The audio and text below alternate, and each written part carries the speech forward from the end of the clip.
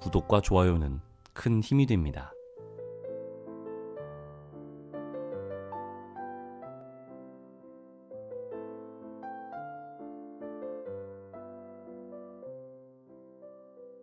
여러분 안녕하세요. 책 읽어주는 아나운서 김성근입니다. 네, 저는 밤에 고요한, 고즈넉한 시간을 참 좋아하는데요. 이런저런 공상들을 하다 보면 어느새 시간이 훌쩍 새벽에 다다릅니다. 다음날 정말 피곤하다는 것만 빼면 참 꽉 찬 시간인 것 같아요. 자, 우리 주인공 수연은 점점 더 복잡한 상황으로 말려 들어갑니다. 책 함께 읽어나가면서 어떤 내용이 펼쳐질지 기대해 주세요. 한 주 동안 참 많이 애쓰셨습니다. 편안한 밤 보내시길 바랄게요. 잘 자요.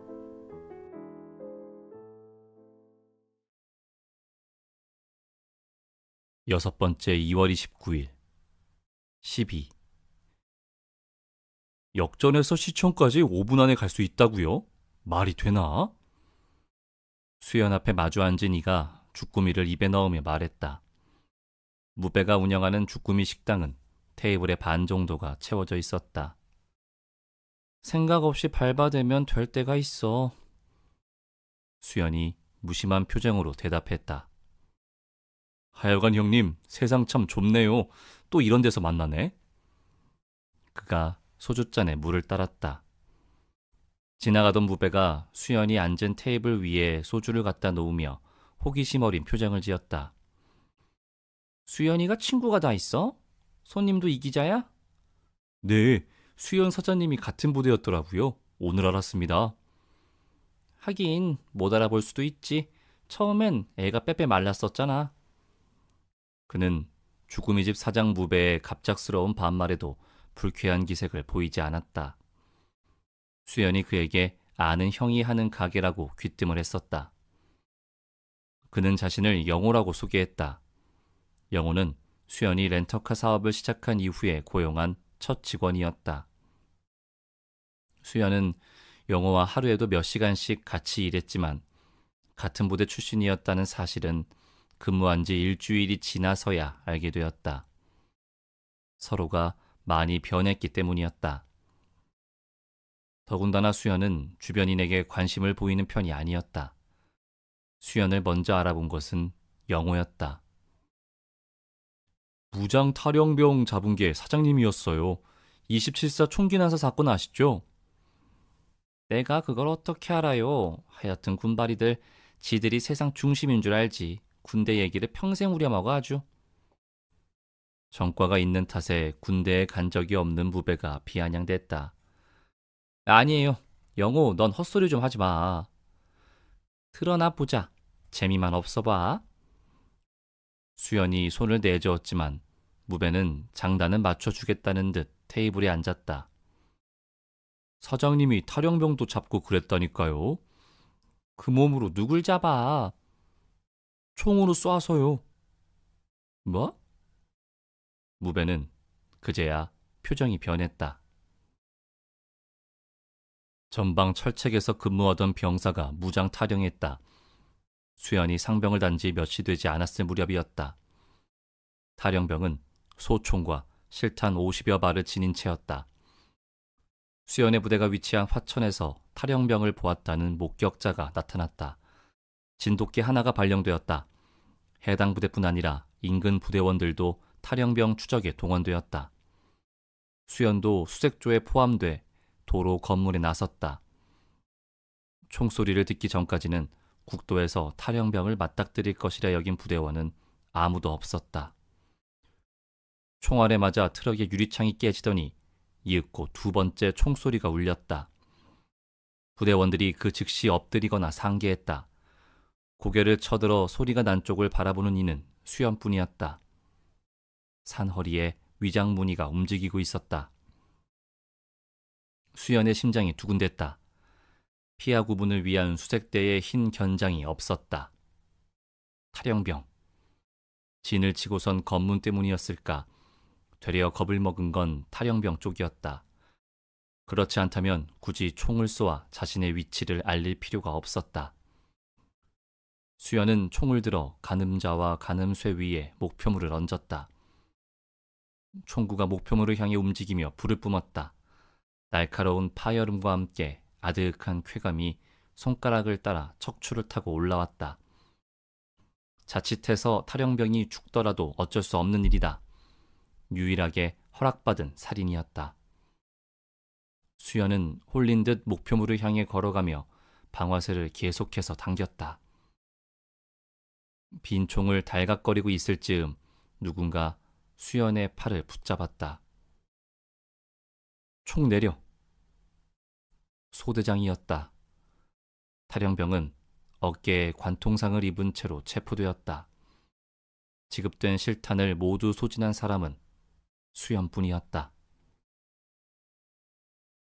처음부터 아주 싹수가 있었네. 겁이 없었구만, 겁이. 무배가 영호의 설명을 듣더니 수연의 어깨를 건드렸다. 어휴, 말도 마세요. 이후에 군 생활 아주 편하게 하셨다더라고요. 같은 소대도 아니었잖아. 아는 척 좀 하지 말고 마셔라. 수연이 무안한지 술잔을 들어 영호의 입을 막았다. 말은 그렇게 했지만 새삼스럽게 그 당시 느꼈던 해방감이 떠올랐다. 그 이후 한동안은 느낄 수 없었던 감정이었다. 무언가에 묶인 것처럼. 그리고 그것은 어느샌가 풀려 있었다. 사람에겐 시간이 아무리 지나도 변하지 않아 알아볼 수 있는 고유한 특징이 있었다. 그래서 영호는 수연에게 몇 번씩 우리 언제 만난 적 있지 않으냐고 물어봤었다. 수연은 영호의 연이은 질문을 받고 나서야 영호가 군 시절 같은 대대에서 복무했다는 사실을 깨달았다. 그 김에 영호가 수연에게 저녁을 먹자고 했고 수연은 영호를 무배의 가게로 데려오게 된 것이다. 아, 그래요? 수연이가 좀 무심하지. 무배가 영호의 이야기를 듣더니 과장되게 놀라는 표정을 지었다. 무배가 다른 테이블에 주문을 받기 위해 일어섰다. 벽에 걸린 TV에선 뉴스가 막 시작되고 있었다. 7시였다. 최근 자유로가 심상치 않습니다. 임진각까지 뻗어있는 자유로에서 일부 운전자들이 과속을 일삼으면서 인명피해가 끊이질 않고 있습니다. 지난주 새벽 과속을 하던 승용차가 전복돼 운전자가 사망한 데 이어 어젯밤에도 택시가 과속으로 달리다가 운전자와 승객 총 4명이 현장에서 숨졌습니다. 자유로에서의 질주, 한기호 기자가 취재했습니다. 저게 뭐여? 영호가 TV를 보며 혀를 찼다. 뭔데? 영호의 말에 수연도 등 뒤에 TV 쪽으로 고개를 돌렸다. 저기 자유로 폭주족 엄청 다니는 데잖아요. 돈 많은 애들 수입차 끌고 와서 레이싱도 하고. 자유로라는 말에 수연의 눈은 TV에 미동 없이 고정되었다. 저 죽은 사람 나 아는데 저기서 사고가 자주 나니까 아예 자유로 특집을 하네. 다른 테이블로 음식을 나르고 오던 무배가 영호의 말에 반응했다. 어제 죽었다는 택시기사를요? 아니. 어제 말고 지난주에 있었던 거. 그 택시 말고 승용차. 승용차가 자유로 달리다 뒤집혔지. 근데 그 죽은 사람을 내가 알아. 폭주족 애들 얘기 들었거든. 어떻게요? 영호가 눈을 반짝이자 서서 말하던 무배가 테이블 앞에 앉더니 목소리를 낮췄다. 야동에 나왔던 사람이야. 몰카인데 혹시 본 사람 있나? 무배의 대답에 수연의 얼굴이 석고처럼 굳어졌다. 무배는 그가 자신이 콜대기를 하던 시절 자신의 차를 몇 번 이용했던 사람이라고 했다. 주로 서울에서 수원에 있는 룸살롱으로 이동할 때 무배를 불렀다고 했다. 수연보다 먼저 수원에서 콜대기를 시작한 무배는 알고 지내는 중고차 매매업자와 졸부들도 적지 않았다. 무배도 차를 좋아해서 차가 필요하다는 사람이 있으면 중개를 해주곤 했었다. 수연의 렌터카 중 몇 대도 무배의 중개로 싸게 받아온 것이었다. 몇 년 전에 자기 차 바꾼다면서 자기 차 좀 팔아달라고 했었거든. 돈이 남아 튀는지 수시로 바꿨어. 그 친구는. 졸부는 아닌데 아버지가 의사랬나? 뭐 어쨌든 그 사람이 내 차에 마지막으로 탔던 사람이라 기억하고 있지.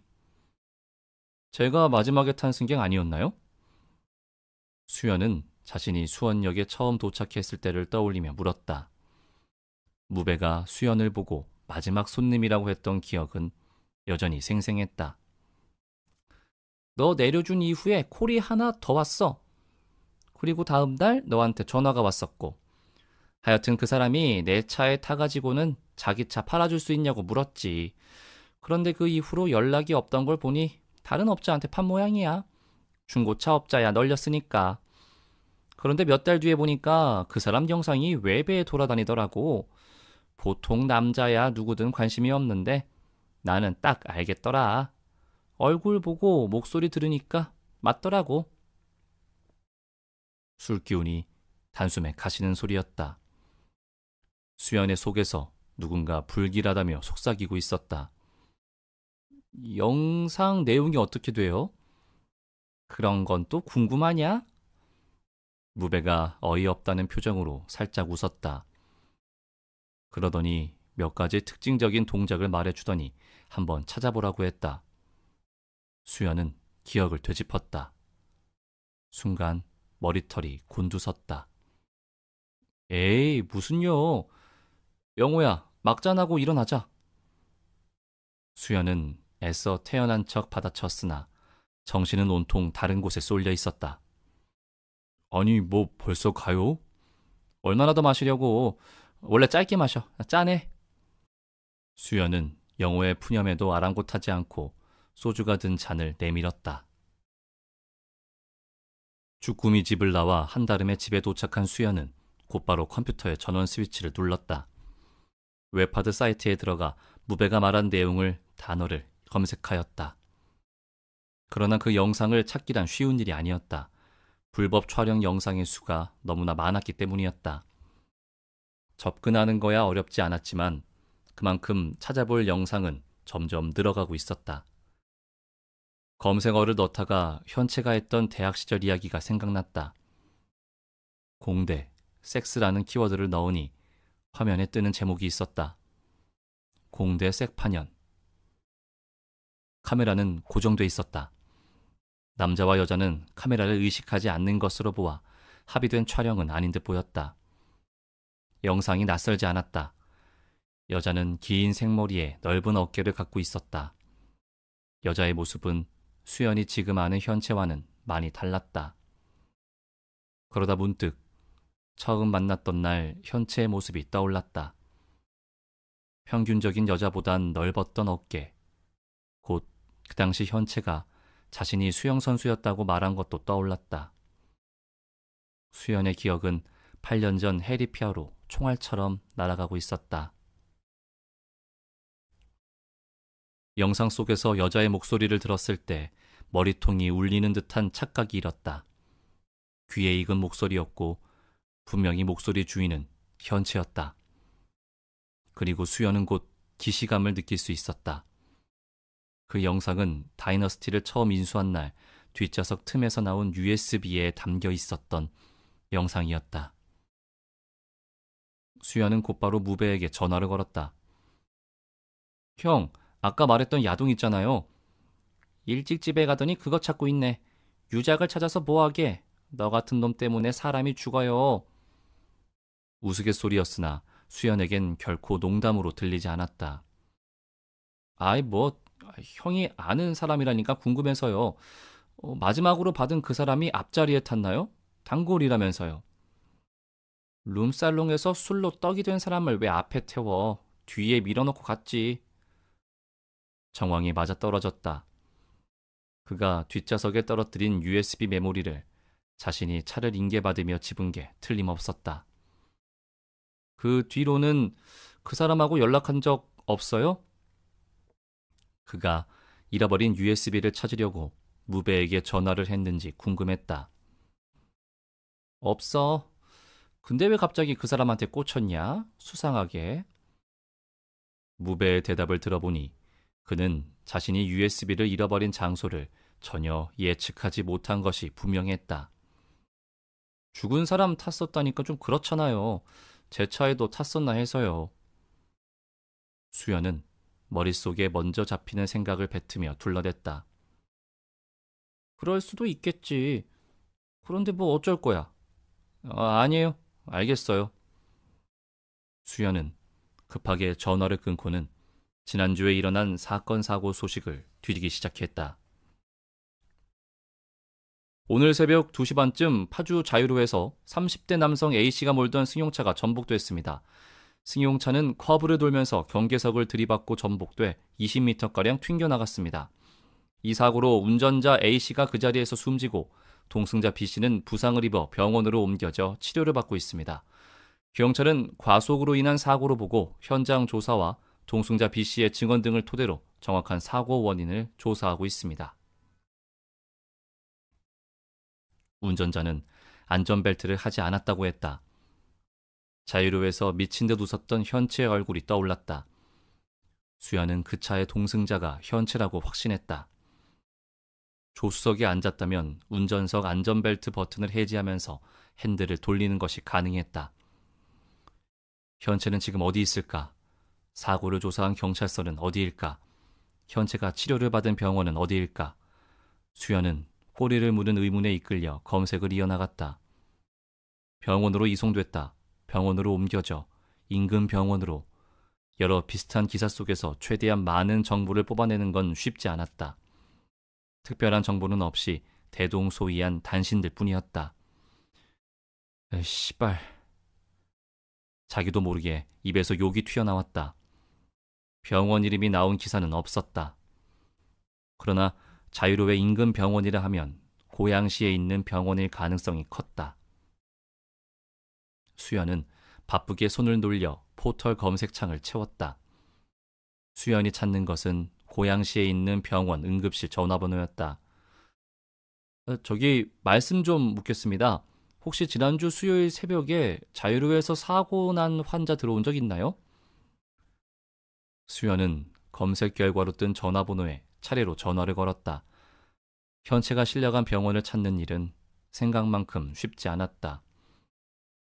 자유로에서 한두 명이 오는 것도 아니고 어디서 사고 난 환자인지 어떻게 알아요? 개인정보는 말씀드리기 어렵습니다. 원하는 답을 주는 병원은 한 군데도 없었다. 그리고 어디에서 오는 환자인지 모른다는 그들의 말은 사실로 느껴졌다. 그때 등 뒤에서 인기척이 일었다. 자기 언제 왔어? 오늘 직원하고 저녁 먹느라 늦는다며. 아니었다. 검색에 집중한 나머지 아내가 들어오는 것조차 느끼지 못했다. 아니, 친구 아버님이 돌아가셨다고 해서 장례식장 가는 길 검색하느라고. 수연은 당황했지만 가까스로 변명했다. 아내가 허리춤에 손을 얹었다. 수연의 아내는 만삭이었다. 곧 태어날 아이는 딸이었다.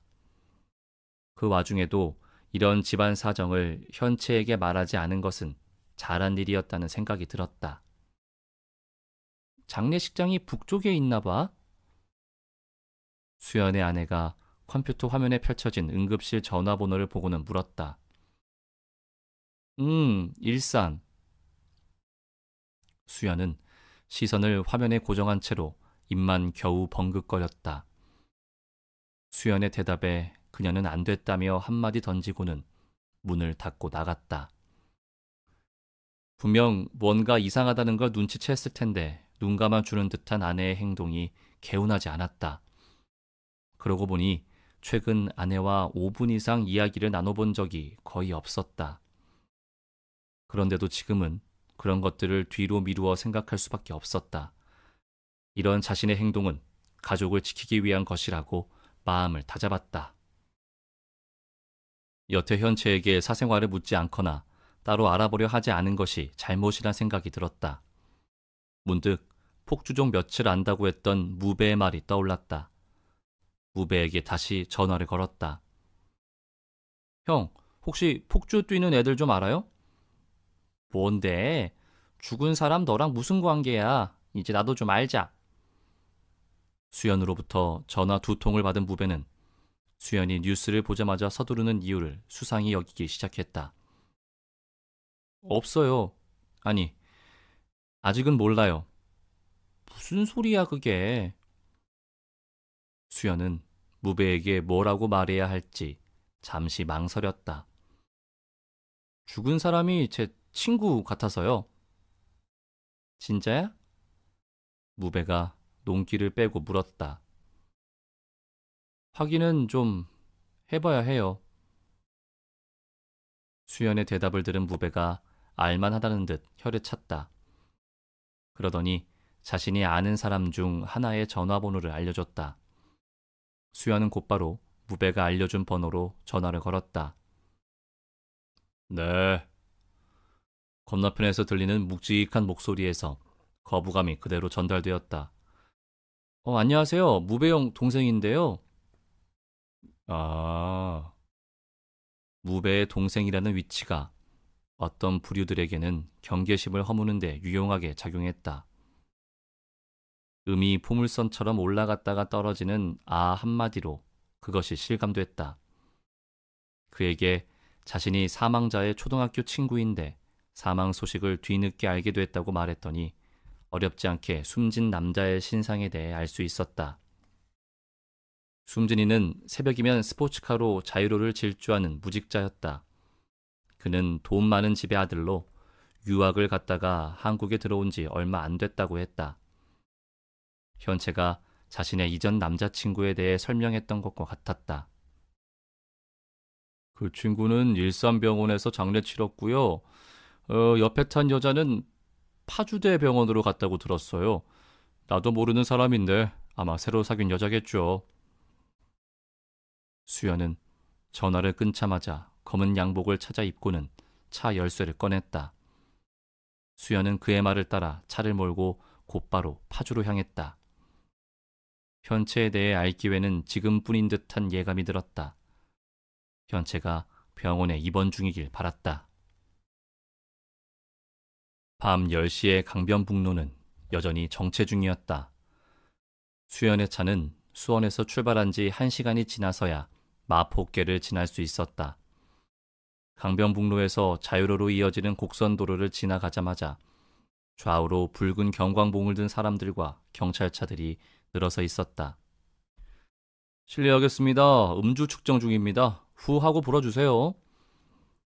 사각형의 감지기가 가차없이 안으로 들어왔다. 아차 싶은 생각에 심장이 요동쳤다. 아까 무배의 가게에서 마신 술이 그제야 신경 쓰였다. 숨을 훅 하고 뱉자마자 감지기에서 삐 하는 소리와 함께 빨간불이 켜졌다. 경관이 운전석 문을 잡았다. 가만히 계세요. 운전대에서 손 떼시고 그대로 내리세요. 수연이 내리자마자 경관이 수연의 차를 끌고 갓길에 세웠다. 수연은 옆에 닭장차로 인도되었다. 먼저 들어온 사람들이 구시렁대며 앉아 있었다. 씨발, 씨발! 수연이 자리에 앉으면서 외쳤다. 크게 욕을 해댔지만 누구도 제지하는 이가 없었다. 주위에 앉은 사람들이 공감과 동정의 시선을 보냈다. 힘들어도 마음 편히 먹읍시다. 사고 안 난 게 어디요? 그 와중에 동지애가 발동한 누군가가 한마디 했다. 마음 같아서는 그의 얼굴에 주먹이라도 날리고 싶었다. 닭장차에서 측정한 혈중 알코올 농도는 0.08%로 면허 정지 수준이었다. 경관에 더 하는 소리가 망치로 머리를 두드리는 것처럼 울렸다. 화가 났지만 여기까지 와서 돌아갈 수는 없었다. 분노는 현채를 만나야겠다는 의지를 절정으로 치닫게 했다. 대리기사가 운전하는 차를 타고 파주대 병원에 도착한 것은 자정이 다 돼서였다. 응급실에선 강한 불빛이 뿜어져 나왔다. 응급실의 문 안으로 들어서니 익숙한 공기가 수연을 감쌌다. 엄마와 함께 수시로 드나들던 곳의 냄새였다. 일주일이 지났으니 현채가 응급실에 있을 리는 없었다. 접수 창구에 2명의 직원이 앉아 있었다. 저기요, 혹시 지난주에 자이로에서 사고 나서 온 사람 아시나요? 네? 정확히 언제죠? 접수원이 바인더를 집어들며 물었다. 수요일 새벽 2시쯤 사고가 났으니까 2시에서 3시 사이일 겁니다. 키 큰 여자일 텐데. 수십 개의 기사를 검색했기 때문에 수연은 정확한 시간까지 외우고 있었다. 수연의 말을 듣던 접수원이 바인더를 열다 말고 아참 하며 고개를 들어 수연의 얼굴을 쳐다보았다. 그리고 다시 질문을 던졌다. 여기 있으면 환자 키 큰지 작은지 몰라요. 혹시 환자분하고 관계가 어떻게 되시죠? 친구입니다. 친구분 성함이 현채요. 성은 갑자기 기억이 안 나네요. 그럴 때 있죠? 뭐더라? 김인가? 수연은 잠시 망설이다가 대답했다. 성을 모른다는 수연의 말 때문인지 접수원의 눈엔 이미 의심이 깃들어 있었다. 수연의 날숨에선 알코올기가 섞여 나왔다. 그가 바인더를 넘겨보더니 다시 고개를 들었다. 그런 이름은 없는데요? 없다는 접수원의 말은 거짓말처럼 들렸다. 그럴 리가 없는데... 잠깐만요. 거기 쓰여 있는 것 같은데요? 수연은 접수원 앞에 펼쳐진 바인더를 손으로 짚으며 말했다. 선생님은 성함이 어떻게 되시나요? 여기에 성함부터 적어주세요. 접수원이 경기하는 눈빛으로 수연에게 명부를 내밀었다. 이름과 연락처를 쓰는 란이 있었다. 본명을 적는 것은 좋지 않다는 판단에 당장 생각나는 다른 사람 이름과 번호를 적어 놓았다. 그러고는 바인더를 빼앗듯 끌어당겼다. 그곳에 적힌 이름을 빠르게 훑기 시작했다. 현채라는 이름은 본명이 아닐 가능성이 컸지만 지푸라기라도 잡는 절실함이 판단력을 흐리게 하고 있었다. 마지막 장을 넘겼을 때 허탈함이 들면서 주변의 공기가 자신을 와락 덮치는 것 같았다. 수연이 바인더에서 눈을 떼어 고개를 들었다. 허겁지겁 방명록을 훑어보는 자신을 접수원과 경비원이 팔짱을 끼며 바라보고 있었다. 수연은 크게 숨을 들이마셨다. 문득 자신이 한심하다는 생각이 들었다. 온몸에 힘이 빠져나갔다. 목이 탔다. 냉온수기 앞으로 가 종이컵으로 연거푸 물을 받아 들이켰다. 당연하게도 바인더에 현채라는 이름은 없었다.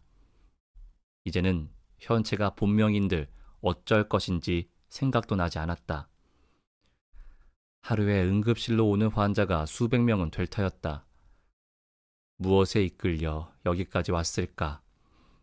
정작 현채를 만나면 무엇을 할 것인지 아무런 계획도 없었다. 그저 무작정 온 것뿐이었다.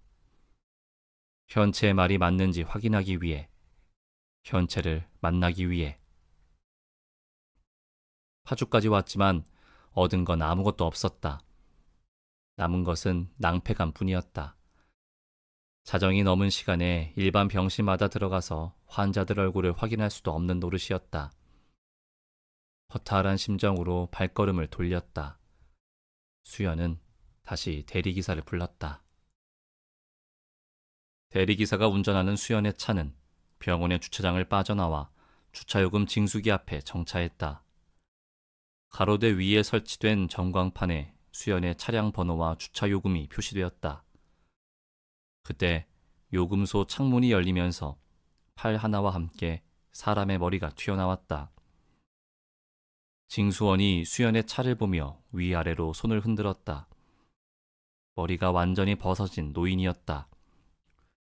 운전석에 앉은 대리기사가 창문을 내렸다. 저기 43 너의 8443 산타페 맞죠? 노인이 외치듯 물었다. 네, 그런데요. 조수석에 앉은 수연이 대답했다. 새삼스러운 질문이 귀찮게 느껴졌다. 수연이라는 사람이 어느 쪽이요? 징수원의 말에 수연은 정신이 번쩍 들었다. 당신 누굽니까? 수연의 질문에는 날이 잔뜩 서 있었다. 지난주에 누가 와서 선생님 차가 오면 이걸 전해주라고 합디다. 징수원이 흰 봉투를 내밀었다. 대리기사가 징수원에게 그것을 받아 수연에게 건네주었다. 수연이 반사적으로 질문했다. 누군데요? 늙은 징수원이 말을 이었다. 어떤 여잔데 말이오. 부탁하더라고. 친구가 문병 올지 모른다고. 며칠 지나도 그런 차 없기에 안 오나 싶었지.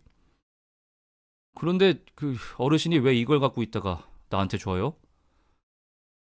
수연의 머릿속은 여전히 혼란스러웠다. 징수원을 바라보는 수연의 눈이 매서웠다. 수고비를 받았어요? 연애 편지라도 되나 보지? 징수원은 홀가분한 표정으로 가로대를 올렸다. 수연이 봉투를 뜯었다. 포스트잇 한 장이 접혀 있었다. 접힌 포스트잇 속에 적혀 있는 것은 한 줄의 문장이었다. 잊지 마. 다음엔 1억이야. 그래도 처음 영상 유포한 사람은 찾았어. 현채가 자유로에서 했던 말이 머릿속에 계속 맴돌았다. 그것이 자신이었나 묻고 싶었다. 그 당시엔 물을 생각조차 들지 않았다. 마침 그때 현채에게 전화가 오는 바람에 그 영상을 유포한 사람이 누구인지 묻지 못했었다. 그게 나였냐고 수연이 물었다면 현채는 어떤 대답을 했을지 궁금했다. 네 아이디를 포털 검색창에 넣어봤어. 8년 전에 현채가 수연에게 이야기하고 있었다. 그때는 아무렇지도 않았던 현채의 말들이 지금에야 귓속에 화살처럼 박혔다. 수연은 USB 메모리 속의 섹스 영상에 딱히 관심을 두지 않았었다. 그저 원하는 음악을 다운받을 수 있는 포인트를 얻으려 USB에 담긴 노래와 영상 몇 개를 공유한 게 전부였다. 원래의 내용물은 중요하지 않았다. 음악을 담을 메모리와 다운받을 포인트, 그게 전부였다. 지금은 흔해진 2기가 USB는 그 당시에 10만 원이 넘는 것이었다. 음악 좀 들으려고 몇백 원이지만 푼돈이 계속 나가는 것도 아까웠을 뿐이다. 그 영상의 최초 유포자가 자신이라는 사실이 믿어지지 않았다. 그렇다 해도 우연일 뿐이다. 그것이 잘못인가? 그렇다면 USB를 차에 떨어뜨린 사람의 잘못 아닌가? 그런 의문과 억울함이 불쑥 튀어나왔다. 현채는 영상의 출처를 거슬러 올라가 최초로 배포한 아이디까지 찾아낼 정도로 집요했다. 수연은 다시금 아이디 하나로 많은 사이트에 가입했던 것을 후회했다. 덕분에 현채는 너무도 쉽게 수연에게 접근할 수 있었다. 수연은 현채를 처음 만났던 그날을 하나씩 복기했다. 너는 택시 정류장 쪽만 보고 있더라. 현채가 수연을 보자마자 했던 말이었다. 수연은 그 말의 의미를 곱씹었다. 수연은 자신이 먼저 와서 현채를 기다리고 있었다고 여겼다.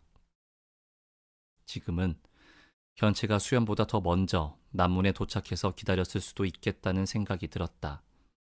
그 당시에는 눈치채지 못했다. 뒤에서 총을 겨누며 다가왔을까? 현채는 이미 먼저 와서 수연을 기다리고 있다가 기회를 노렸을지도 모를 일이다. 처음 만났을 때의 현채는 영상에서의 모습과는 달리 머리를 짧게 자른 모습이었다. 애당초 영상을 주의 깊게 보지 않기도 했지만 확연히 다른 스타일이다 보니 현채가 수연이 공유한 영상 속 인물과 연관 있다는 생각은 전혀 떠오르지 않았다. 그때 만약 자신이 현채가 영상 속 인물임을 알아봤다면 방아쇠를 당겼을까? 자신을 죽이려고 마음먹은 누군가가 있다고는 상상한 적도 없었다. 자유로에서 현채가 멋대로 핸들을 꺾었을 때가 생각났다. 현채가 총을 갖고 다니던 것과 만나러 오지 않으면 쏴버리겠다고 하던 말이 연이어 떠올랐다. 현실에서 동떨어져 있는 것 같던 현채의 모든 말과 행동들이 갑자기 무겁게 다가왔다. 사람이 죽었으면 하고 바라기만 하는 것이 아니라 정말 죽여야겠다는 생각이 들 정도의 증오는 어떤 것일까? 현채는 자신을 알아보지 못하는 수연을 보고 망설였을 것이다. 더구나 지금과 달리 번화가였던 그 시절 수원의 남문은 새벽 2시에도 보는 눈이 많았다. 수연을 제거하기가 여의치 않았을 것이다. 현채는 계획을 바꿨는지도 모른다. 당장은 수연을 제거하더라도 위험이 너무나 크다. 무엇보다 섹스 영상에 나온 자신의 남자친구는 아무런 대가도 치르지 않았다. 현채는 남자친구에게 복수하는 것이 우선이라고 여겼을지도 모를 일이다. 아니면 수연이 그날 무작정 청주로 향했던 것처럼 현채도 계획 없이 수원으로 내려온 것인지도. 해리피아에 불 켜졌는데? 현채가 했던 말이 다시금 떠올랐다. 현채는 수연을 떠보았다. 사람들의 알아보는 시선을 피해 밤에만 다녔던 현채는 무엇보다 성형할 돈이 필요했을 터였다. 그래서 술집에서 현채는 수연이 자신과 함께 은행을 털 수 있는 사람인지 살펴본 것이다. 수연은 계속 기억 속 현채가 되어 자문자답을 이어갔다. 너 돈 필요하잖아. 엄마 편찮으시다며. 그래, 돈이 정말 필요해. 엄마가 왜 내 앞길을 막는지 모르겠다.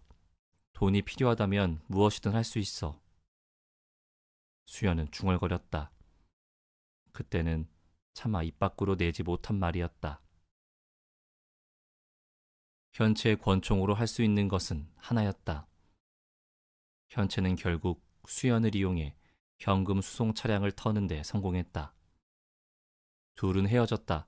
이것저것 살필 여유가 없었다. 당장은 경찰에 검거되지 않는 것이 우선이었다. 수연과 현채는 경찰의 수사망을 완전히 벗어난 4년 후에 다시 만났다.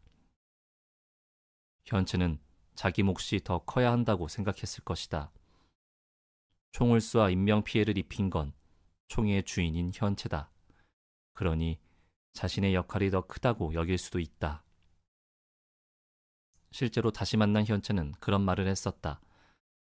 수연은 그 말에 동의하며 5천만 원을 주었지만 문제는 그 다음이었다. 이번에 현채가 다시 돈을 달라고 했기 때문이다. 수연이 갖고 간 1억 5천만 원이 전부 자기의 것이라고 여겼을까? 그것이 자신의 잃어버린 시간과 고통에 대한 대가와 보상이라고 생각했을까? 잊지 마. 다음엔 1억이야. 1억. 다음엔?